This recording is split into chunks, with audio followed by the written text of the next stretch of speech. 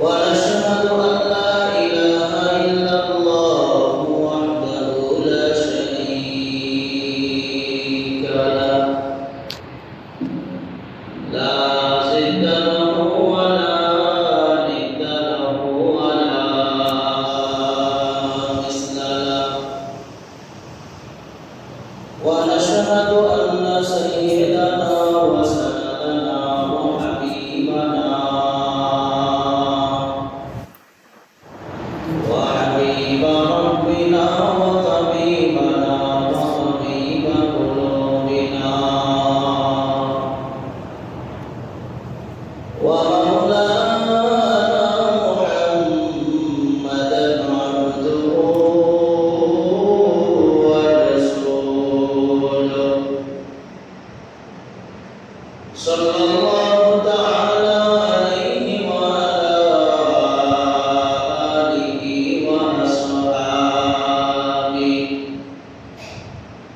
وبارك وسلم تسليما كثيرا كثيرا أما بعد فأعوذ بالله من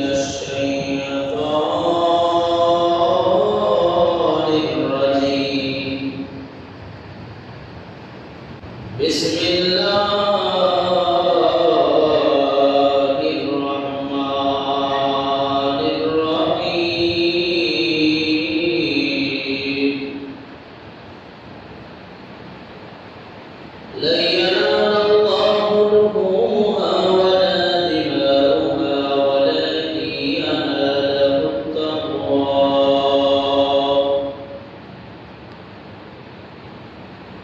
قال النبي صلى الله عليه وسلم لا يرحم الله من لا يرحم الناس أو كما قال النبي عليه الصلاة والسلام شكر لله إبراهيم اللهم صل على محمد وعلى آل محمد كما صليت على إبراهيم وعلى آل إبراهيم إنك حميد مجيد اللهم بارك على محمد وعلى آل محمد كما باركت على إبراهيم وعلى آل إبراهيم إنك حميد مجيد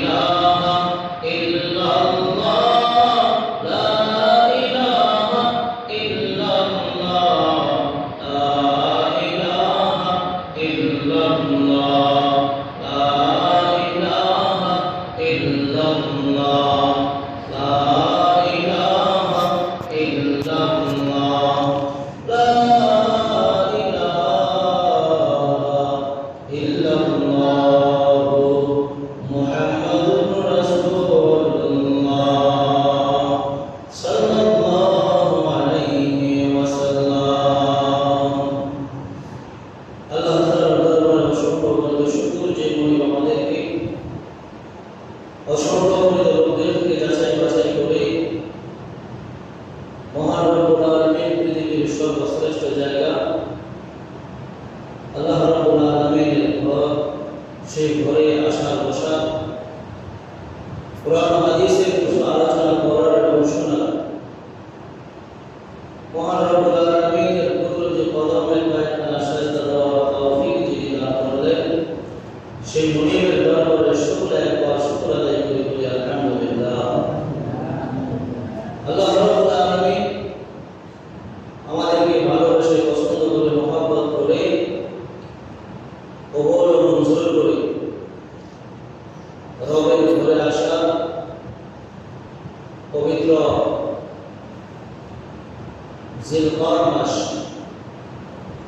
এই মাসে আল্লাহ রাব্বুল আলামিনের গুরুত্ব, আল্লাহ রাব্বুল আলামিনের আইনের গুরুত্ব, এই বিষয়ে কিছু আলোচনা করার এবং শোনার যিনি তৌফিক দিলেন, সেই মুনিবের দরবারে আমরা বলি আলহামদুলিল্লাহ। আল্লাহ রাব্বুল আলামিন গুরুত্বপূর্ণ একটি মাস দান করলেন। গত জুমা আলোচনা করেছি যে মাসের নাম হলো জিলকদ। এই জিলকদ মাসে আল্লাহ রাব্বুল আলামিন কিছু আমল দিলেন, যে আমলগুলো হলো আল্লাহ রাব্বুল আলামিনের পক্ষ থেকে বান্দার জন্য একটা নিয়ামত। আল্লাহ তাআলার পক্ষ থেকে বান্দার উপরে দেওয়া একটা নিয়ামত। এই নিয়ামত শুধু আল্লাহ রাব্বুল আলামিন বান্দাকে আমল দিলেন, সে আমলের নাম হলো হজ্জ বাইতুল্লাহ, পাশাপাশি আরেকটা আমল হলো কুরবানি। হজ্জ বাইতুল্লাহ করার সামর্থ্য তৌফিক যাদের আছে, আল্লাহ যাদেরকে কবুল করেছেন, তারা আল্লাহর ঘরে লব্বাইক করার জন্য চলে গেছে। সামর্থ্য তৌফিক না থাকার কারণে আমরা যারা এখনো দূর দূরান্তে আছি, পৃথিবীর বিভিন্ন আনাচে কানাচে রয়ে গিয়েছি, আল্লাহ তাআলা যেন পুরো একদিন আমাদেরকেও এই আমলটা করার তৌফিক দান করে। সকলে চিল্লায় বলেন আমিন। আল্লাহ রাব্বুল আলামিন আরেকটা আমল দান করলেন, সেই আমলের নাম হলো কুরবানি। এখন এই কুরবানি আমরা যে করব, কেন করব, কিভাবে করব, কিসের জন্য করব? সারা বছর সারা জীবন দুনিয়াতে আসার পর থেকে দেখতেছি বাবা দাদা কুরবানি করে আমরা দেখি, আবার বাবা দাদা নাই এখন আমরা করি। এখন দেখা গেল যে বাপে করছিল কুরবানি, এজন্য ছেলে করে, আবার দাদাই করছিল বাপে করছে সেটা দেখছে, এজন্য আস্তে আস্তে সেটা রসুন করতেছে। কিছু মানুষ মনে করে যে কুরবানিটা এটা একটা রসুন, কারণ ধর্মীয় জ্ঞান শিক্ষা বুদ্ধি তাদের মধ্যে নাই, না থাকার কারণে অনেকে এটা যে সওয়াব নেকের কাজ, এটা করলে যে আল্লাহ তাআলা খুশি হয়, এটা ভুলে গেছি অথবা অনেকে বুঝি না। এজন্য অনেকে অনেক সময় আমরা মনে করি যে কুরবানিটা একটা বাপ-দাদার রসুম, এটা না করলে সমাজের মধ্যে হেনস্থা হওয়া লাগে, ছোট ছোট পাপ লাগে, এর জন্য করি। আল্লাহ রাব্বুল আলামিন কুরবানি করার জন্য আপনাকে আমাকে যে আদেশ করলেন, এই আদেশটা কেন করলেন? কুরবানি করার হুকুম আমাদের উপরে কেন আসলো? আর এই কুরবানি করলে লাভ কি হবে? হুকুমটা আসলো বাবা আদম আলাইহিস সালাম থেকে নিয়ে ইসমাঈল আলাইহিস সালাম, বাবার সন্তান থেকে এটা আদত মানে ব্যাপক আকারে শুরু হয়েছে। কুরবানি শুরু হয়েছে সর্বপ্রথম হাবিল এবং কাবিল থেকে। আগের কাবে থেকে কুরবানি শুরু হয়েছে, ব্যাপক আকারে সকলের জন্য শুরু হয়েছে বাবা আদম আলাইহিস সালাম, বাবা ইব্রাহিম আলাইহিস সালাম থেকে। তখন থেকে আল্লাহ রাব্বুল আলামিন সকলের উপরে যাদের উপরে তাওফিক আছে, সামর্থ্য আছে, তাদের উপর ওয়াজিব করে দিয়েছে। সুবহানাল্লাহ, ওয়াজিব করে দিয়েছে, যেটা করা লাগে। কুরবানি ওয়াজিব আল্লাহ রাব্বুল আলামিন করলেন এই জন্য, যেটা হলো একটা নেকের কাজ, মহৎ গুরুত্বপূর্ণ কাজ। হাদিস শরীফে আছে, কেউ যদি কুরবানি করে, আল্লাহ রাসূল বলেছেন যে যে জিনিসের কুরবানি করবে, কেউ উট করে, কেউ বকরি করে, কেউ গরু করে। আল্লাহ রাসূলকে সাহাবায়ে কেরাম জিজ্ঞাসা করেছিলেন, ইয়া রাসূলুল্লাহ, যদি কেউ বকরি অথবা ভেড়া, দুম্বা এই জাতীয় জিনিস যদি কেউ কুরবানি দেয়, তাহলে তার কি সওয়াব হবে? আল্লাহ রাসূল বললেন, ভেড়া হোক, দুম্বা হোক, আর বকরি হোক, অথবা গরু হোক আর উট হোক, যেই পশুর শরীরের মধ্যে যেই পরিমাণ পশম রয়েছে, সমস্ত পশমের বিনিময়ে আল্লাহ পাক রব্বুল আলামিন বান্দার আমলনামায় এক একটা পশমের বিনিময়ে এক একটা নেকি দান করে দেন। সুবহানাল্লাহ, এক একটা নেকি দান। সাহাবায়ে কেরাম প্রশ্ন করলেন, ইয়া রাসূলুল্লাহ, যদি সেটা দুম্বা হয় অথবা বকরি হয় অথবা ভেড়া হয়? আল্লাহ রাসূল বললেন, সেটা দুম্বা হোক, ভেড়া হোক, বকরি হোক, যাই হোক, যত পশম হবে প্রতি পশমের বিনিময়ে আল্লাহ রাব্বুল আলামিন এক একটা নেকি তার বান্দার আমলনামায় দান করে দেন। তাইলে কুরবানি করব, এটা আল্লাহ পাক রব্বুল আলামিনের হুকুম, এই জন্য করব। কথা বুঝছেন? জি। কুরবানি করব, এটা আল্লাহ পাক রব্বুল আলামিনের এক একটা কি, এটা আল্লাহ রাব্বুল আলামিনের হুকুম। আর আল্লাহর হুকুম পালন করতে যাইয়া আপনার অর্থ নষ্ট হবে, টাকা নষ্ট হবে, সম্পদ ক্ষয় হবে। আল্লাহ তাআলা বলেন, বান্দা, তোর টাকা ক্ষয় হবে, সম্পদ ক্ষয় হবে, না আমি আল্লাহ জানি। টাকার প্রতি, সম্পদের প্রতি তার ভালোবাসা আছে, সেটাও আমি আল্লাহ জানি। এই জন্য আমি আল্লাহ করে এমন কিছু দান করতেছি, যেটা শুনলে তুই খুশি হয়ে যাবি। ওই বস্তুর যত পশম হবে, প্রতি পশমের বিনিময়ে আমি আল্লাহ তাআলা এক একটা করে নেকি দান করব। সুবহানাল্লাহ, টাকা খরচ করি 10,000, 20,000, 50,000, কেউ করে 1 লাখ, 2 লাখ, কিন্তু পশম হয় কি crore crore, million million, trillion trillion. কথা বল ঠিক কিনা? মিলিয়ন মিলিয়ন, ট্রিলিয়ন ট্রিলিয়ন কি পশম এক একটা বস্তুর গায়ে। তাহলে আল্লাহ রাব্বুল আলামিন খুশি হয়ে আপনার আমলনামায় সেই সওয়াব দিয়ে দেন। সুবহানাল্লাহ, আল্লাহ রাব্বুল আলামিন বলেন, লা ইয়ানালাল্লাহু লুহুমুহা ওয়ালা দিমাউহা ওয়ালাকিন ইয়ানালুহুত তাকওয়া। আল্লাহ রাব্বুল আলামিন বলেন, বান্দা, আমি আল্লাহ তোমাকে আদেশ করলাম, হুকুম করলাম কুরবানি করার জন্য।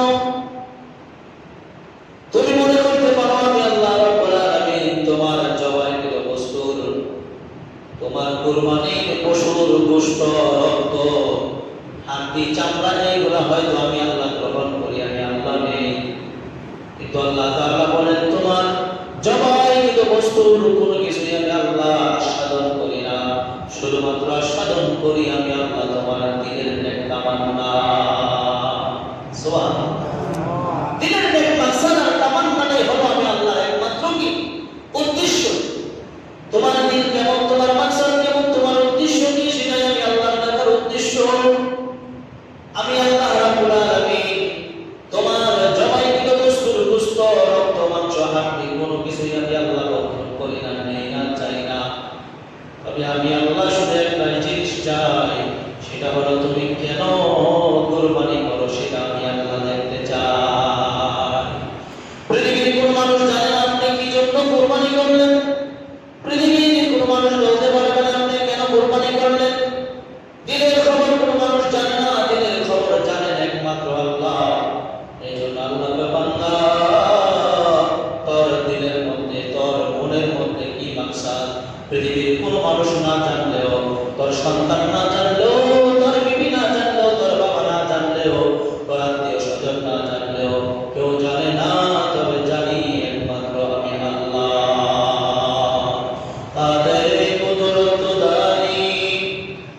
হারছে খাহি আগুনি কাদের কুদরত দারে হারছে খাহি আগুনি জিন্দারা তো যার বখশে মুর্দারা জিন্দা গুনি জিন্দারা তো মুর্দারা তো জান বখশে জিন্দারা মুর্দা গুনি আল্লাহ রাব্বুল আলামিন কয় বান্দা আমি আল্লাহ এত শক্তিশালী আমি আল্লাহ এত ক্ষমতাধর পৃথিবীর কোন মানুষ যেটা জানে না সেটা জানে আমি একমাত্র আল্লাহ পৃথিবীর কোন মানুষ যেটা করতে পারে না করতে পারি আমি একমাত্র আল্লাহ পৃথিবীর মানুষ যেটা দেখে না দেখি একমাত্র শুধু আমি আল্লাহ এই জন্য মহান রব ডাকতে বান্দা তুমি যে কারণে যে উদ্দেশ্য যে মাকসাদে কুরবানি করবা আমি আল্লাহ রাব্বুল আলামিন সব জানি এই জন্য আল্লাহ কয় বান্দা লা ইয়ানালু আল্লাহু লুহুমুহা ওয়ালা দিমাউহা ওয়ালাকিন ইয়ানালুহু তাকওয়া আল্লাহ রাব্বুল আলামিন কয় বান্দা তোর জবানিকৃত বস্তুর রক্ত মাংস হাড্ডি কোনো কিছু আমি আল্লাহ চাই না কোনো কিছু আমি আল্লাহ তাআলার কাছে আসে না আমি আল্লাহ কোনো কিছু চাই না গ্রহণ করি না তবে তোর দিলের মধ্যে মনের মধ্যে যে মাকসাদ যে উদ্দেশ্য সেই উদ্দেশ্যটাই শুধু আমি আল্লাহ তাআলার কাছে আসে এই জন্য আমি আল্লাহ জানি তুমি কেন জবাই দিয়েছো কুরবানি করেছো তোমার দিল যদি ভালো হয় মাকসাদ যদি ভালো হয় তোমার দিল যদি একমাত্র মহান রব্বুল আলামিনকে রাজি খুশি করার জন্য হয় তাইলে আমি আল্লাহ কথা দিলাম প্রতি পশুর বস্তুর প্রতিটা পশু যেই পরিমাণ তার শরীরের মধ্যে কি হবে পশম হবে প্রত্যেকটা পশমের বিনিময়ে আমি আল্লাহ করে ন্যায় দিয়া তোমাকে আমি আল্লাহ রাব্বুল আলামিন খুশি করে দেব সুবহানাল্লাহ বাবা আদম আলাইহিস সালাতু বাবা ইব্রাহিম আলাইহিস সালাতু ওয়াস সালাম কুরবানি শুরু হয়ে গেল হাবিল আর কাবিল থেকে আল্লাহ রাব্বুল আলামিনের দুই বান্দা হাবিল আর কাবিল দুইজনে এমন বড় একটা জঘন্য অপরাধ করে ফেললো যে অপরাধের কারণে আল্লাহ পাক রব্বুল আলামিন আদেশ করলেন হে আদম আপনি আপনার সন্তানদেরকে বলে দেন তারা যেন আল্লাহ পাক রব্বুল আলামিনের রাস্তায় কুরবানি করে যার কুরবানি আমি আল্লাহ রাব্বুল আলামিন কবুল করব যার কুরবানিটা আল্লাহ কবুল করবে সেই হবে নির্দোষ সেই হবে কি সত্যবাদী যার কুরবানি গ্রহণ করা হবে না আল্লাহ রাব্বুল আলামিন যার কুরবানি কবুল করবে না সেই হবে মিথ্যুক সেই হবে গুনাহগার এইজন্য হাবিল আর কাবিলের মধ্যে আল্লাহ রাব্বুল আলামিন কুরবানির পরামর্শ দিলেন কুরবানি করলেন সেই কুরবানির মধ্যে আল্লাহ রাব্বুল আলামিন একজনের কুরবানি গ্রহণ করলেন আর একজনের কুরবানি আল্লাহ রাব্বুল আলামিন গ্রহণ করে নাই কবুল করে নাই আল্লাহ রাব্বুল আলামিনের পয়গম্বর বুঝতে পারলেন কে দোষী আর কে অদোষী কে গুনাহ করেছে পাপ করেছে আর কে করে নাই এটা আল্লাহ রাব্বুল আলামিনের বান্দা আল্লাহ রাব্বুল আলামিনের পয়গম্বর আর বুঝতে কি করল না বাকি হলো যাই হোক তখন থেকে গিয়ে বাবা ইব্রাহিম আলাইহিস সালাম পর্যন্ত আল্লাহ রাব্বুল আলামিন বিভিন্ন ভাবে কুরবানি করার জন্য আদেশ করেছেন মানুষের ফসলের জমি আল্লাহ রাব্বুল আলামিন বিভিন্ন সময় কুরবানি করার জন্য আল্লাহ আদেশ করতেন যার কুরবানি আল্লাহ গ্রহণ করতেন তার মালগুলো আসমানের দিকে চলে যাইত তার মালগুলোই অদৃশ্য হয়ে যাইত আর যার কুরবানি কবুল হইত না তার মালগুলো যেভাবে রাখা হইত সেইভাবেই থেকে যাইত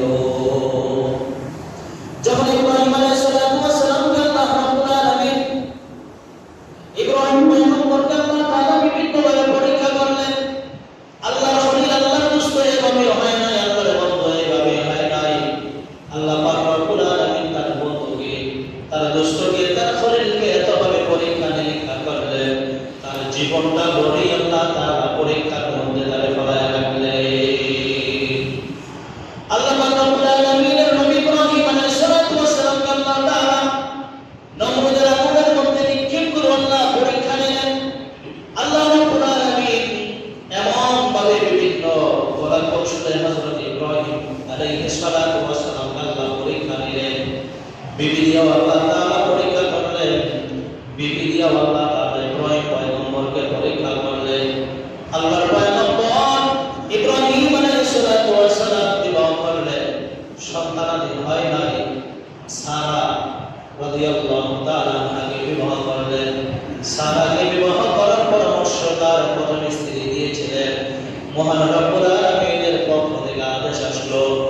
ইব্রাহিম আলাইহিস সালাতু ওয়াস সালাম হযরত সারাকে বিবাহ করলেন। সারাকে বিবাহ করলেন, প্রথম স্ত্রীর পরামর্শে বিবাহ করলেন। আল্লাহ রাব্বুল আলামিন আদেশ করলেন, ইব্রাহিম আপনি পুনরায় আবার বিবাহ করেন। ইব্রাহিম পয়গম্বর যখন দ্বিতীয় বিবাহ করলেন, তখন তিনি এমন ভাবে বুড়া হয়ে গেলেন, একেবারে বুড়া খুলকুলিয়া পড়ে যেটাকে বলা হয়, চলতে পারে না, হাঁটতে পারে না, মাথার চুলগুলো সাদা হয়ে গিয়েছে, দাড়িগুলো সাদা হয়ে গিয়েছে, হাত পায়ের পশমগুলো পর্যন্ত সাদা হয়ে গিয়েছে। তারপর আল্লাহ তাআলা আদেশ করলেন, ইব্রাহিম আপনি পুনরায় আবার বিবাহ করেন। ইব্রাহিম আলাইহিস সালাতু ওয়াস সালাম আল্লাহ রাব্বুল আলামিনকে ডাকতে বললেন, মালিক বিবাহ করার জন্য আপনি আদেশ করলেন, হুকুম করলেন, এখন তো আমার শরীরের মধ্যে শক্তি নাই, আমার গায়ের মধ্যে শক্তি নাই। আল্লাহ আমার চুলগুলো সাদা হয়ে গেছে, শুভ্র হয়ে গেছে, আমার দাড়িগুলো সাদা হয়ে গেছে, শুভ্র হয়ে গেছে। আল্লাহ আমার শরীরের মধ্যে শক্তি নাই, আমি কমজোর হয়ে গেছি, আমি বৃদ্ধ হয়ে গেছি। এই বয়সে যদি আমি বিবাহ করি তাইলে কি আমার কোনো সন্তানাদি হবে? মহান রব্বুল আলামিন আদেশ করলেন, ইব্রাহিম বিবাহ করা হলো তোমার কাজ। আমি আল্লাহ রব্বুল আলামিন তোমার উপরে এমন একজন নবী পাঠাবো, যে নবীর উপর থেকে আল্লাহ রাব্বুল আলামিন আখির নবী মুহাম্মদুর রাসূলুল্লাহ সাল্লাল্লাহু আলাইহি ওয়াসাল্লামকে দুনিয়ার জমিনে পাঠানো হবে। সুবহানাল্লাহ। আল্লাহ রাব্বুল আলামিন বললেন, ইব্রাহিম বিবাহ করো, তুমি বিবাহ করলে আমি আল্লাহ যে সন্তান তোমার উদর থেকে দুনিয়ার জমিনে প্রবিষ্ট করাবো, সেই সন্তান থেকে এমন একজন মানুষ দুনিয়ার জমিনে আগমন করবে, যিনি হবেন আমার দুস্থ, যিনি হবে আখির নবী মুহাম্মদুর রাসূলুল্লাহ সাল্লাল্লাহু আলাইহি ওয়াসাল্লাম। ইব্রাহিম পয়গম্বর বিবাহ করলেন, আল্লাহ রাব্বুল আলামিন নাম প্রকাশ করে দিলেন, ইব্রাহিম তোমার স্ত্রীর গর্ভে যে সন্তান দুনিয়ার জমিনে আগমন করবে, সেই সন্তানের নাম হবে ইসমাঈল। আমি আল্লাহ সিলেক্ট করে দিলাম, আমি আল্লাহ নাম নির্বাচন করে দিলাম, আমি আল্লাহ রাব্বুল আলামিন সব কিছু তোমাদের বলে দিলাম। ইব্রাহিম পয়গম্বর যখন আল্লাহ রাব্বুল আলামিনের পক্ষ থেকে সব কিছু জানতে পারলেন, ইব্রাহিম পয়গম্বর মহান রাব্বুল আলামিনের আদেশ অনুযায়ী দ্বিতীয় বিবাহ করলেন। তিনি সারাকে বিবাহ করলেন। সারাকে বিবাহ করার কিছুদিন পরেই আল্লাহ রাব্বুল আলামিন সারার গর্ভের মধ্যে যে সন্তান দান করলেন, ওই সন্তান যখন প্রতিষ্ঠ হলো, ওই সন্তানের নাম হলো ইসমাঈল আলাইহিস সালাতু ওয়াস সালাম। ইসমাঈল দুনিয়ার জমিনে চলে আসে। আল্লাহ রাব্বুল আলামিন ইসমাঈলকে দুনিয়ার জমিনে দিলেন। ইসমাঈল যখন দুনিয়ার জমিনে আগমন করলেন, তখনই হাজেরা তিনি শুরু করলেন কি, মানে ঝামেলা শুরু হয়ে গেছে। ঝামেলা শুরু হয়ে গেছে কি ঝামেলা? যে দুই বিবি একসঙ্গে আর থাকা যাবে না। তোমার যে সন্তানাদি হয়েছে, ওই সন্তানের সঙ্গে আমি আর থাকতে চাই না, থাকতেও পারবো না। তাফসীর কারণ লিখেন যে হাজেরা যে এই শব্দটা বলেছেন, যে কথাটা বলেছেন, এই কথাটা সে তার ব্যক্তিগতভাবে বলে নাই, এটাও আল্লাহ পাক রব্বুল আলামিনের একটা হিকমত ছিল। এই জন্যই হাজেরা কি করেছেন, তার স্বামীকে এইভাবে আদেশ করেছেন, অথবা এইভাবে তিনাকে পরামর্শ দিয়েছেন। সুবহানাল্লাহ। পরামর্শ দিলেন, আল্লাহ রাব্বুল আলামিন কবুল করলেন এবং পছন্দ করলেন। হাজেরা কথাগুলো আল্লাহ কি করেছে, পছন্দ করেছে, যার কারণে এইভাবে কি করেছেন, তাদেরকে নির্বাসিত করার জন্য আল্লাহ আদেশ করলেন। আল্লাহ বললেন, ইসমাঈল তুমি তোমার সন্তান ইসমাঈলকে নিয়ে তাদেরকে বনবাস করো, এমন এক নির্জন জায়গায় তুমি রেখে আসো, যেখানে মানুষের কোনো অস্তিত্ব থাকবে না, মানুষের কোনো আনাগোনা থাকবে না। এমন এক জনমানবহীন জায়গায় তুমি তাদেরকে রেখে আসবা, যেখানে কোনো মানুষ নাই, যেখানে কোনো পশু পাখি নাই, যেখানে মানুষ বলতে কোনো শব্দ নাই, যেখানে হবে একবারে নিরিবিলি এমন একটা জায়গার মধ্যে তুমি তাদেরকে রেখে আসো। আল্লাহ তাআলা হযরত ইব্রাহিম আলাইহিস সালাতু ওয়াস সালামকে জায়গা নির্ধারণ করে দিলেন। ও ইব্রাহিম, এমন একটা জায়গা আমি তোমার বান্দায় দিলাম, যে জায়গাটা হলো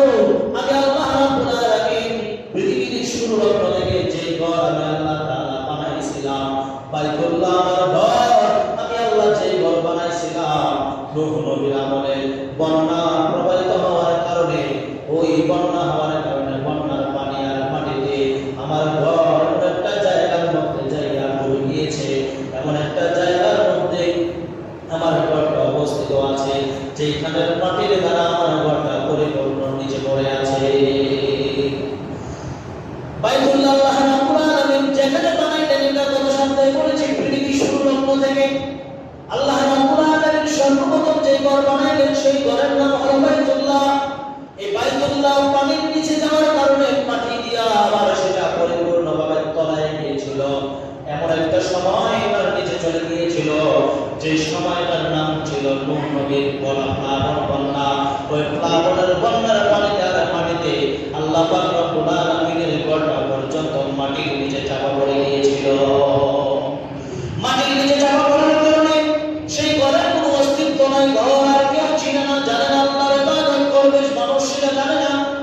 এই জন্য মহান রব্বুল আলামিন ইব্রাহিম আলাইহিস সালাতু ওয়াস সালামকে আদেশ করলেন, ইব্রাহিম যাও যাও তোমার বিবি আর সন্তানকে এমন একটা জায়গার মধ্যে রেখে আসো, যে জায়গাটার মধ্যে আমি আল্লাহ রাব্বুল আলামিন বাইতুল্লাহ নামক বস্তু, বাইতুল্লাহ নামক ঘর আমি আল্লাহ যেখানে নির্মাণ করেছিলাম। সুবহানাল্লাহ। আল্লাহ রাব্বুল আলামিন ইব্রাহিম আলাইহিস সালাতু ওয়াস সালামকে জায়গা নির্ণয় করায় দিলেন, চিনায়া দিলেন। ইব্রাহিম আলাইহিস সালাতু ওয়াস সালামকে আল্লাহ তাআলা জায়গা বানায় দিলেন। ইব্রাহিম জায়গাটা তুমি কিভাবে চিনবা? যে জায়গাটার মধ্যে তুমি যাইয়া তোমার সন্তান আদি তোমার বিবি বাচ্চাকে রেখে আসবা, ওই জায়গাটার নাম হলো মক্কা। সেটা কি নাই মক্কা না, সেই জায়গার নাম হলো মক্কা। এই নিদর্শন এই অবস্থা যায় তুমি দেখবা, সেখানে তুমি তোমার সন্তান আদি গুলাকে রাইখা তুমি ওপাস আবার চলে আসো। ইব্রাহিম আলাইহিস সালাতু ওয়াস সালাম মা হাজরা এবং শিশু সন্তান ইসমাঈল আলাইহিস সালাতু ওয়াস সালামকে রেখে আসলেন। মা হাজরা এবং শিশু সন্তান ইসমাঈলকে যেখানে রেখে আসলেন, রেখে দিলেন। গোড়ার পৃষ্ঠ থেকে নামাইয়া সন্তান আর বিবিকে সকিলের মধ্যে রেখে দিলেন। হাজরা পিছে পিছে দৌড়াইয়া ডাকতে কই, স্বামী আমার, আপনি যে আমাদেরকে এখানে অল্প কিছু খাবার আর একটু পানি দিয়া রাইখা যান, এই পানি আর খাবার দিয়া যে রাইখা দিয়েছেন, এই পানি আর খাবার আমাদের কয়দিন চলবে? কয়দিন চলবে? আমরা তো না খেয়ে মারা যাবো, উপাস থাকতে থাকতে মারা যাবো। আর এখানে কোনো মানুষ নাই, এখানে কেউ নাই, কোনো ঘর নাই, বাড়ি নাই। ও প্রাণের স্বামী আমার, এখানে যে রাইখা যান, রাত্রে যদি কোনো হিংস্র জানোয়ার এসে আমাদেরকে পেয়ে ফেলে, না জানে আবার আমাদেরকে এখান থেকে কোনো কিছু করে ফেলে নাকি? আমাদেরকে কার কাছে রাইখা যাইতেছেন? কার হাওলায় রাইখা যান? ইব্রাহিম আলাইহিস সালাতু ওয়াস সালাম কোনো কথা বলেন না, কোনো কথাই বলেন না। মা হাজরা অনিষ্ট হয়ে জিজ্ঞাসা করলেন, স্বামী আমার, আপনি যে আমাদেরকে এখানে রাইখা যাইতেছেন, কার কথায় রাইখা যান?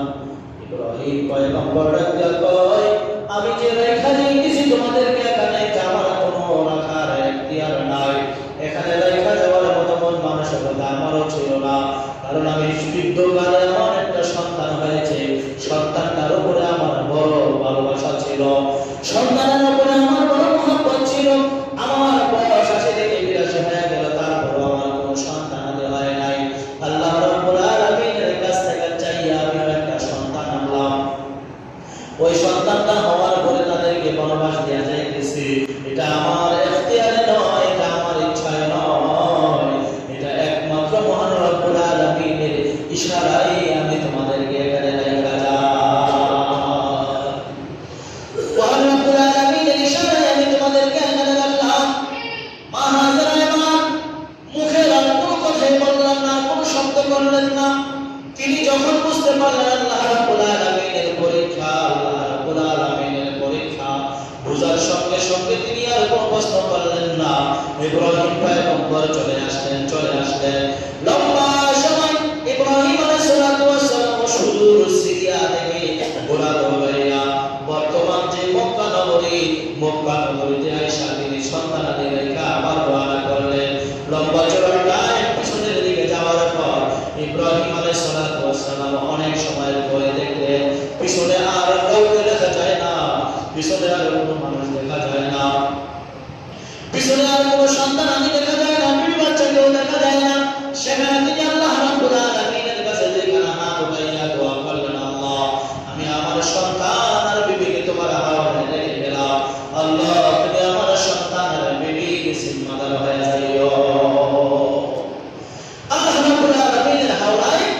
সন্তান আর বিবিকে কি করছেন? রেখে আসছেন। ইব্রাহিম নবী যে সন্তানকে আল্লাহর রাস্তায় অর্থাৎ যেখানে রেখে আসলেন সেই জায়গাটার মধ্যে কোনো মানুষ আছে? কোনো মানুষ নাই। সেই জায়গায় কোনো পশুপাখিও নাই, সেই জায়গায় কোনো ঘর বাড়িও নাই। তো একটা মানুষ তার জীবনের ৮০-৮৫ বছর বয়স শেষ হয়ে গেছে, সন্তানাদি হয় নাই, বিবি বুড়া হয়ে গেছে, নিজে বুড়া হয়ে গেছে। আল্লাহ তাআলার আদেশে আরেকটা বিবাহ করলেন, সেখান থেকে পুনরায় আল্লাহ একটা সন্তান দান করলেন। সেই সন্তানটা পাওয়ার পরে তাদেরকে নিয়ে বিশাল দূরে রাইখা আসবে, এটা কি কোনো বাবার পক্ষে সম্ভব? এটা কোনো বাবার পক্ষে সম্ভব না। কিন্তু আল্লাহ পাক রব্বুল আলামিন আদেশ করেছেন বিদায় বাবার পক্ষে সম্ভব হয়েছে, কারণ তিনি হলেন আল্লাহর রাসূল, আল্লাহর নবী। বলা ঠিক না? আল্লাহর রাসূল, আল্লাহর নবী, এই জন্য কি হয়েছে? তিনার পক্ষে সম্ভব হয়েছে। তিনি সেখানে রাখলেন। সন্তানের প্রতি দরদটা কেমন, মায়াটা কেমন, এটা মানুষকে বোঝানো সম্ভব না। কারণ আপনার একটা সন্তান জীবনের লাস্ট মুহূর্তে যদি দুনিয়ার জমিনে আসে, আর সেই সন্তানটাকে যদি কেউ কয় পাকিস্তান নিয়ে রাইখা দিয়া করেডা বাংলাদেশে রাখার দরকার নাই, এটা কেমনে সম্ভব? নিজের মনকে কিভাবে মানাইবে? কিন্তু আল্লাহ তাআলার আদেশ, আল্লাহর হুকুম, এই জন্য নিজের দিল, নিজের মনকে কি করেছেন? আল্লাহর রাস্তায় কুরবানি করে দিয়েছেন। সুবহানাল্লাহ। তো ইসমাঈল আলাইহিস সালামকে আর বিবিকে রাইখা নবী এবার দোয়া করলেন, আল্লাহ আপনি আমার সন্তান আর বিবিকে হেফাজত রাখেন, নিরাপদে রাখেন। সেখান থেকে তিনারা থাকতে শুরু করলেন। মা হাজারা দেখলেন কুয়ানো মাথা, যে মস্কের মধ্যে যে পানি ছিল, যে খেজুর ছিল, এটা ২-৩ দিনের মধ্যে শেষ হয়ে গেছে। নিজের সন্তানকে খাওয়ানোর মতো কোনো কি নাই, খাবার নাই, কোনো পানি নাই। আল্লাহ পাক রব্বুল আলামিনের বান্দে তার সন্তানের জন্য বেকুল হয়ে গেছে, পাগল করা হয়ে গেছে। কি করা যায়? খাবার নাই, পানি নাই, সন্তানকে এখানে রাইখা যদি যায়, কোথায় যাব? কোথায় গেলে খাবার পাইব? মানুষ থাকলে না চায় রাইখা খাওয়া যায়, কোনো মানুষও নাই, চাইবো কার কাছে? আল্লাহ পাক রব্বুল আলামিনের কাছে বারবার চায়। আর এই দিকটা দুধের শিশু, একেবারে ছোট্ট দুধের শিশু, এই শিশুকে অনাহারে দেখা মা কাতর হয়ে গেছে, মা পুরো পেরেশান হয়ে গেছে। আল্লাহ কি করব? এই সন্তানকে যদি খাবার দিতে না পারে, আমি মা বাঁচতে পারি, কিন্তু আমার সন্তান কিভাবে বাঁচবে?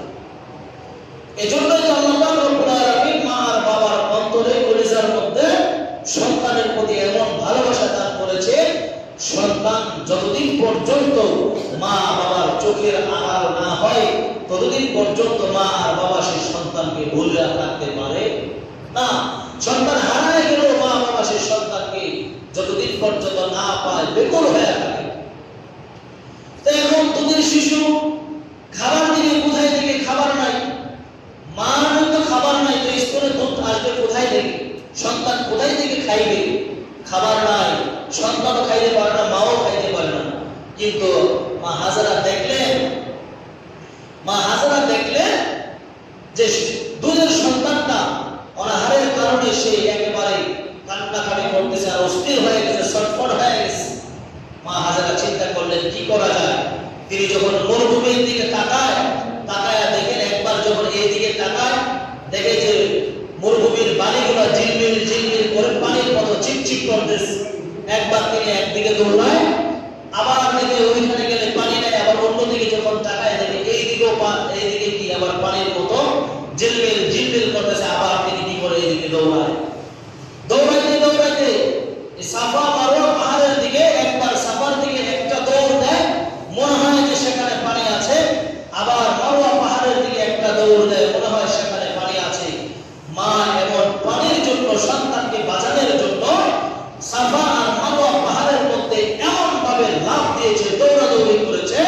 আল্লাহ রাব্বুল আলামিন জিবরাইলকে পাঠিয়ে বলে, জিবরাইল দেখ আমার বান্দি আর আমার নবী ইসমাঈলকে বাঁচানোর জন্য, তার সন্তানের সুবিধার জন্য আমার বান্দি কিভাবে পরিশ্রম করতেছে, তার দৌড়গুলো একটু লক্ষ্য করো।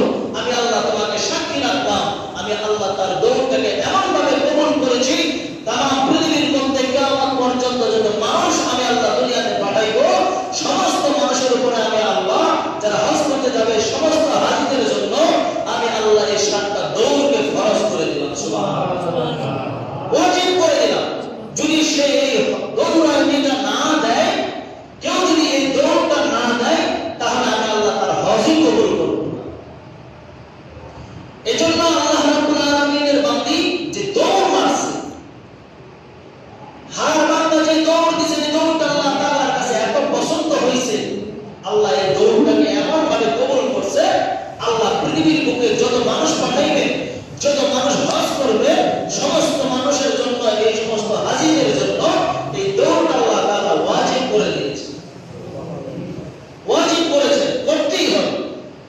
হজের যে কয়টা ওয়াজিব আছে এই কয়েকটা ওয়াজিবের মধ্যে এটাও একটা কি ওয়াজিব। কেউ যদি সাফা মারওয়া দৌড়াদৌড়ি না করে তাহলে তার হজ আল্লাহ কবুল করে না। পাগলের মতো মানুষ যখন এই সাফা মারওয়ার মধ্যে দৌড়ায়, একবার এদিকে যায় একবার ওইদিকে যায়, তখন আল্লাহ রাব্বুল আলামিন আসমানের ফেরেশতাদেরকে ডাইকা বলে, ও ফেরেশতারা, দেখ আমার বান্দারা আমি আল্লাহকে পাওয়ার জন্য, আমি আল্লাহকে রাজি খুশি করার জন্য কিভাবে পাগলের মতো বিনা কাপড়ে দৌড়াইতেছে। সুবহানাল্লাহ, বিনা কাপড়ে দৌড়ায়। এই জন্য মাহাজার আলাইহিস সালামের দৌড় আল্লাহ তাআলা এমন কবুল করলেন, এমন কবুল করলেন। মহান রব্বুল আলামিন ডাক দিয়ে কয়, জিবরাইল যা আমার বান্দির কাছে যা, আমার পয়গম্বর ইসমাঈলের কাছে যা, আমার বান্দা ইসমাঈলের বড় পানির পিপাসা, বড় খিদা। দুইজনেই একেবারে এমন ভাবে পানির পিপাসায় কাতর হয়ে গিয়েছে, খিদার যন্ত্রণায় কাতর হয়ে গেছে। জিবরাইল যাও, জান্নাত থেকে কিছু খেজুর নিয়ে যাও, ওই খেজুরগুলো আমার বান্দিকে খাওয়ার জন্য দাও। জান্নাত থেকে আমি আল্লাহ রাব্বুল আলামিন কিছু খেজুর পাঠাইলাম, ওই খেজুরগুলো নিয়ে আমার বান্দিকে দাও। আমার বান্দি যদি এই খেজুরগুলো খায় তাহলে আমি আল্লাহ রাব্বুল আলামিন তাদের শরীরের মধ্যে শক্তি সঞ্চার করে দেব। সুবহানাল্লাহ। আল্লাহ রাব্বুল আলামিন জিবরাইল আলাইহিস সালামকে আদেশ করলেন, জিবরাইল আমার বান্দি হাজরাকে বলে দিবা, খেজুরগুলো পান খাওয়ার পরে, খেজুরগুলো খাওয়ার পরে যে বিচিগুলো থাকবে, বিচিগুলো যেন চতুর্দিকে রোপণ করে দেয়। আমি আল্লাহ রাব্বুল আলামিন সেই বিচিগুলো দ্বারা আমি আল্লাহ তাআলা খেজুরের চারা উঠায়া দেব। সেই চারা থেকে আস্তে আস্তে করে আমি আল্লাহ রাব্বুল আলামিন খেজুর দান করব। যে খেজুরকে আমার বান্দি, যে খেজুর বিক্রি করে করে আমার বান্দি দুনিয়ার সব কিছুর সঞ্চার করতে পারবে। আল্লাহ রাব্বুল আলামিনের বান্দা খেজুর খাইলেন, নিজের সন্তানের মুখে একটু একটু দিলেন। মহান রাব্বুল আলামিন তারপরে বললেন, জিবরাইল যা, আমি আল্লাহ রাব্বুল আলামিনের আদেশ, আমি আল্লাহ তাআলার আদেশ, ওর পায়ের গোড়ালির মুড়ার দ্বারা এমন একটা জমিনের মধ্যে আঘাত করবে, যে আঘাতের বিনিময়ে পানি আসবে। ওই পানিগুলো আমার বান্দার মধ্যে চতুর্দিকে বেষ্টনী করে রাখার জন্য, বেষ্টনী দিয়ে যদি রাখে, আমি আল্লাহ রাব্বুল আলামিন সেই পানি থেকে এমন পানি দান করব, আমার বান্দা দুনিয়ার জমিনে যে কয়দিন বাঁচবে, আমার বান্দা যদি এই পানি পান করে তার যেমন খিদা নিবারণ হয়ে যাবে, সঙ্গে সঙ্গে তার শরীরের মধ্যে আমি আল্লাহ শক্তির সঞ্চার করাইয়া দেব। সুবহানাল্লাহ। জমজম যে কুয়া আমরা বলি, এই জমজম কুয়াটাকে আল্লাহ তাআলা এভাবে দান করছে। জিবরাইল আলাইহিস সালাম পায়ের গোড়ালির দ্বারা জমিনের মধ্যে আঘাত করছেন, তিনটা আঘাত। সেই আঘাতের বিনিময়ে আল্লাহ রাব্বুল আলামিন এমন একটা কুয়া দান করলেন।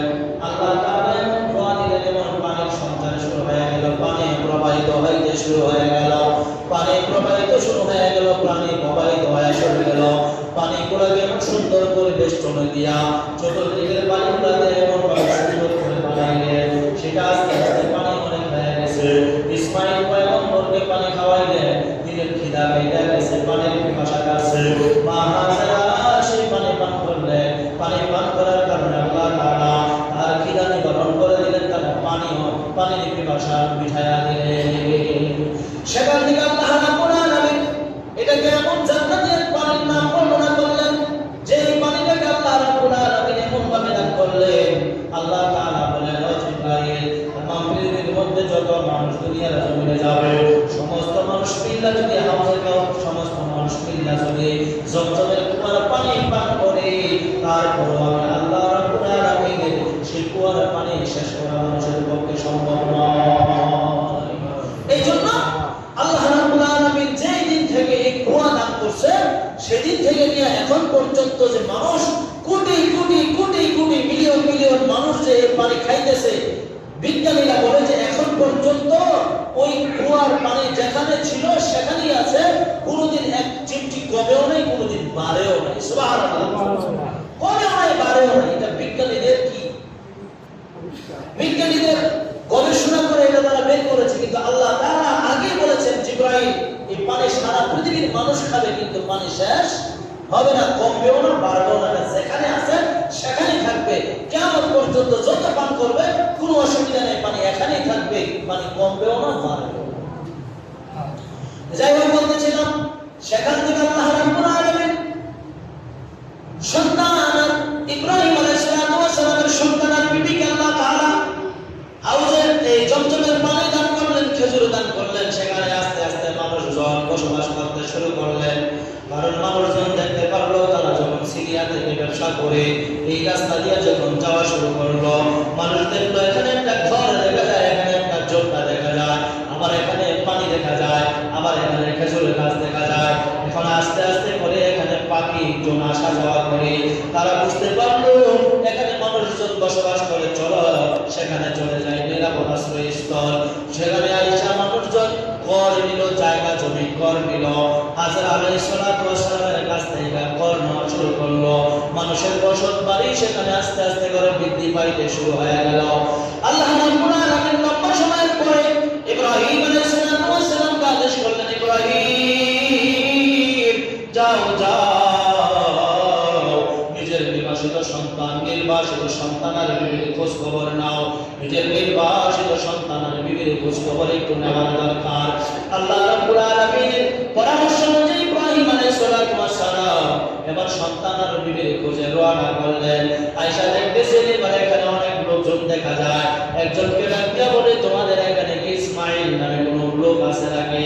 কয় হ্যাঁ আছে, তিনি তো হইলেন আমাদের এখানের লিডার। সুবহানাল্লাহ। বাবার সহ্য হয়ে গেছে, সন্তানের বিবিকে দেখা গেলাম কেউ ছিল না, অনেক বাড়িঘর হয়ে গেছে। এত বাড়িঘর কোথায় থেকে আসলো সব তথ্য জানলো। লম্বা চড়া ইতিহাস সংক্ষেপ করে বলতেছি, আল্লাহ রাব্বুল আলামিন সেই দিনই ইব্রাহিম আলাইহিস সালামকে স্বপ্নে দেখাইলেন, রে ইব্রাহিম, আদরের বস্তু, সবচেয়ে দামি বস্তু, সবচেয়ে প্রিয় যে বস্তু, সেই বস্তুকে তুমি আমি আল্লাহর রাস্তায় কুরবানি করো। তিনি তার বিবির সঙ্গে পরামর্শ কইরা কিছু উট কিছু বকরি এরকম ভাবে আল্লাহর রাস্তায় কুরবান করে দিলেন। পরের দিন আবার স্বপ্নে দেখলেন, ইব্রাহিম প্রিয় বস্তু আল্লাহর রাস্তায় কুরবানি করো। আবারও তিনি এমন কিছু বস্তু দান করে দিলেন। তৃতীয়বারের মতো তিনি আবারও স্বপ্নে দেখলেন, আল্লাহ রাইতে বলতেছে, ইব্রাহিম, আমি আল্লাহ তোমার আদেশ করলাম, তোমার আমি আল্লাহ হুকুম করলাম, তুমি তোমার সবচেয়ে প্রিয় বস্তু, সবচেয়ে দামি বস্তু, সবচেয়ে আদরের বস্তুটা আমি আল্লাহর রাস্তায় দান করার জন্য, কিন্তু তুমি তো আমি আল্লাহর রাস্তায় দান করতেছো না।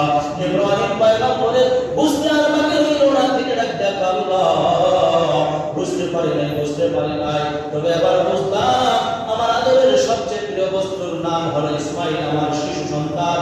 আল্লাহ, আমি আমার সন্তানকে তোমার রাস্তায় কুরবান করার জন্য তুমি আমারে বললা। আল্লাহ, আমি বুঝতে পারি না, তবে আজকে আমি তোমার হুকুম অমান্য আর করব না। সুবহানাল্লাহ, অমান্য আর করব না।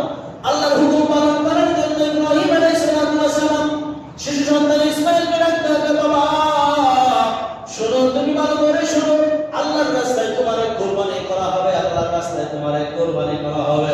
এরে বাবা, তুমি যদি আমার কথা শোনো তাইলে চলো। ইসমাইল পয়গম্বর ডাকতে হবে, বাবা আল্লাহর রাস্তায় যদি আপনি আমারে কুরবানি করেন, এতে আমার কোনো আফসোস নাই, কোনো দুঃখ নাই। আমার আল্লাহ যেভাবে আপনারা আদেশ করছে সেইভাবে আপনি আমারে কুরবানি করেন। সুবহানাল্লাহ। ইসমাইল পয়গম্বর যে মাত্র বললেন, বাবা খুশি হয়ে গেল। বাবা চাকু আর রশি বসি নিয়ে রওনা করলেন। প্রতিমধ্যে আবার ইবলিস শয়তান তিনবার ইসমাইল আলাইহিস সালামকে ধোঁকা দিল। ইসমাইল পয়গম্বরকে ডাক দিয়া বলতে, ইসমাইল কই যাও জানোনি? কয় না, জানি আমার বাবার সঙ্গে যাই।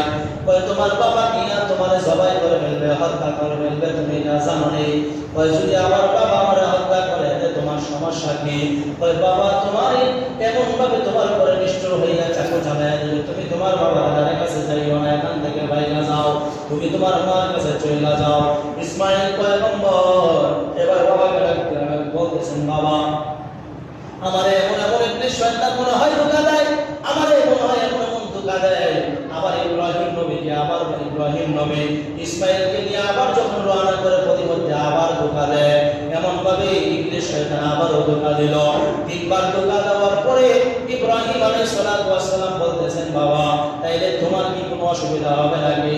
ইসমাইল বলতে, বাবা যেখানে আমার আল্লাহ তোমার করছে, সেখানে আমি ইসমাইলের কোনো এরকম ভাবে আমার মনের মধ্যে কোনো কল্পনা নাই। আমার আল্লাহ যা হুকুম করছে সেই হুকুম পালন করার জন্য আপনি যেমন প্রস্তুত, সে আদেশ পালন করার জন্য আমি ইসমাইল যেমন প্রস্তুত। এই জন্য আল্লাহ রাব্বুল আলামিন আবার এই জায়গাটাকে নির্ণয় করে রাখছে। সমস্ত হাজীদেরকে আল্লাহ তাআলা আদেশ করলেন, ও হাজীরা, যারা আমার ঘরে আয়েশা লাব্বাইক আল্লাহুম্মা লাব্বাইক বলে আমাকে বরত্ব বলে ডাকো, আমি আল্লাহ আদেশ করলাম যখনই তোমরা এই মীরা প্রান্তরের দিকে আসবা, তখনই আয়েশা এই তিন জায়গার মধ্যে তোমরা কি করবা? পাথর নিক্ষেপ করবা। এটা নিক্ষেপ করবা একমাত্র ইবলিসকে উদ্দেশ্য করে বলা হয়, ঠিক কি না? আল্লাহ সেটা কি করছে? আদেশ করছে, ওয়াজিব করছে যে তোর হজ কবুল হবে না যদি সেই তিন জায়গার মধ্যে তুই তোর মন ইচ্ছা মতো বিল না হয়। এই জায়গাগুলো এখন কি করেছে সরকার সুন্দর করে একেবারে একটা নিদর্শন স্বরূপ রাখছে যেন মানুষ সুন্দর করে দিতে পারে। ইবলিস শয়তান মানুষের মনের মধ্যে ধোঁকা দিবে যে তোর পকেটের টাকা নষ্ট হবে, তোর অভাবন্টন আছে সেগুলো না দেখা তুই আল্লাহর রাস্তায় বড় গরু দিবি, ছাগল দিবি, নীতিবিদির কাম কি এমন মানুষের মনে হইতে পারে না। এই জন্য আল্লাহ আগে থেকেই এইগুলা কি করছে? নিদর্শনগুলো দেখাই দিচ্ছে যে কি কি অসুবিধাগুলো হইতে পারে, সে অসুবিধাগুলো ওভারটেক করেই আমি আল্লাহকে রাজি খুশি করতে হবে। ঠিক কিনা? তো বাবা ইসমাইল আর ইব্রাহিম কি হইলেন? মীরা প্রান্তরে গেলে ইব্রাহিম নবীর চাকু চালানোর জন্য রেডি। আল্লাহ রাব্বুল আলামিন কয়, এই ইব্রাহিম, যেখানে আমার পয়গম্বর দুইজন আমি আল্লাহর রাজি খুশি করার জন্য প্রস্তুত, সেখানে আমি আল্লাহ তাদের উপরে রাজি খুশি হয়ে গেলাম। জান্নাত থেকে উট নাও, দুম্বা নাও, যা নাও নিয়া আমার ইব্রাহিম নবীর চাকর তুলে রাইখা দাও, যেন আমার নবী সেখানে এই তার নিজের সন্তানকে জবাই না করে সে যেন জান্নাতে একটা দুম্বা অথবা উটকে কি করে জবাই করে। সুবহানাল্লাহ। আল্লাহ রাব্বুল আলামিনের কাছে সেই কুরবানিটা কি হয়েছে? পছন্দ হয়েছে। যার কারণে আল্লাহ তাআলা तमाम পৃথিবীর মানুষদেরকে হুকুম করে দিলেন, আদেশ করে দিলেন, ও तमाम পৃথিবীর মানুষরা শোনো, যতদিন পর্যন্ত এই দুনিয়া থাকবে আমি আল্লাহর আইন চলবে, ততদিন পর্যন্ত তোমাদের উপর হুকুম হলো যাদের উপরে নিষ্প পরিমাণ মাল আছে আমি আল্লাহকে রাজি খুশি করার জন্য এই পবিত্র জিলহজ মাসের 10 তারিখে আমি আল্লাহকে রাজি খুশি করতে যাইয়া তোমরা আমার রাস্তায় একটা পশু জবাই দিবা, চাই সেটা গরু হোক, চাই সেটা ছাগল হোক, চাই সেটা দুম্বা হোক, চাই সেটা উট হোক, যা তোমার সাধ্যে বলায় সেই সাধ্য অনুযায়ী তুমি আমি আল্লাহর রাস্তায় একটা বস্তু জবাই করে দিবা। সেটা দিবা একমাত্র শুধু আমি আল্লাহকে রাজি খুশি করার জন্য, এটা পৃথিবীর কোনো মানুষকে দেখানোর জন্য না। কথা বলেন ঠিক কিনা? এজন্য আমরাও যারা কুরবানি করব, কার জন্য করব? যেরকম কার জন্য করব? আল্লাহর জন্য করব। ছোট গরু কিনি, বড় গরু কিনি, ছাগল কিনি আর দুম্বা কিনি, যাই কিনি, এটা আমাদের স্বার্থ অনুযায়ী আমরা যেটাকেই ক্রয় করি না কেন কিনবো শুধু একমাত্র আল্লাহর আশায়, আল্লাহকে রাজি খুশি করার আশায়। দুনিয়ার কোনো গোশত খাওয়ার জন্য, দুনিয়ার কোনো মানুষকে দেখানোর জন্য এই আমল আমরা করব না। এটা আল্লাহকে রাজি খুশি করার জন্য করব। আল্লাহর দুই নবী আল্লাহকে রাজি খুশি করতে যাইয়া নিজের জীবনকে যেভাবে বিসর্জন দেওয়ার জন্য কি করেছে? প্রস্তুত হয়েছে। আর আমরা আল্লাহর রাস্তায় সামান্য কিছু অর্থ ব্যয় করে আমরা আল্লাহকে রাজি খুশি করতে পারবো কি পারবো না? আল্লাহ তাআলা আমাদের সকলকে কথাগুলো বুঝে সুঝে নিজের